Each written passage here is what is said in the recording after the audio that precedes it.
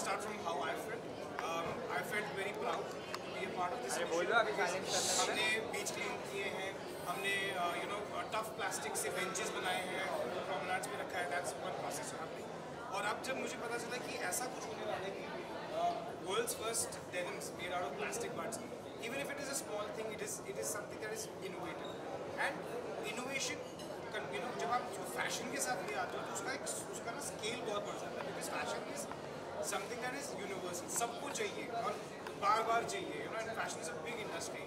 और अगर 600 बर्ड्स कर हमने अगर एक बड़ा इम्पैक्ट किया तो वो सिगरेट बर्ड्स जो होते हैं ना वो बायोडिग्रेडेबल नहीं होते, बहुत साल लगते हैं अगर आप उनको कहीं फेंक दो या कहीं मट्टी में डाल दो. सो एंड मोर इम्पॉर्टेंटली ये इंडियंस ने किया. This is Lee Cooper India that has done it. So I think this is something that I'm very happy that they chose me for this association.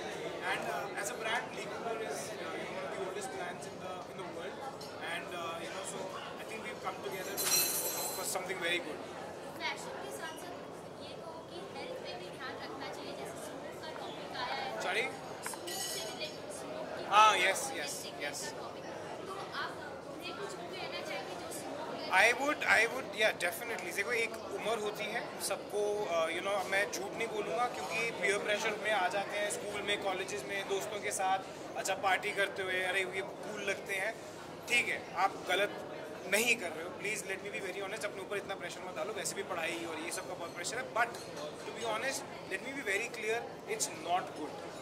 किसी भी angle से smoke करना अच्छा नहीं है, ये सबको पता है. लेकिन मैं दोबारा बताना चाहता हूँ कि अगर आप कर रहे हैं, आप प्लीज़ छोड़ दो, फ्यूचर खराब हो जाएगा.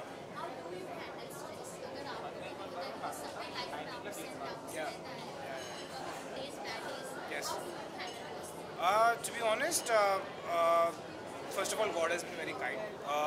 But at the end of the day, जब मैं स्ट्रेस आता है किसी भी चीज़ का, तो मैं 15 साल पीछे चले जाता हूँ, जब मुझे नहीं पता था कि मैं एक दिन एक्टर बन जाऊँगा या मैं एक दिन ऐसे खड़ा हूँगा, इतनी लाइटें होंगी, इतनी माइक्स होंगी.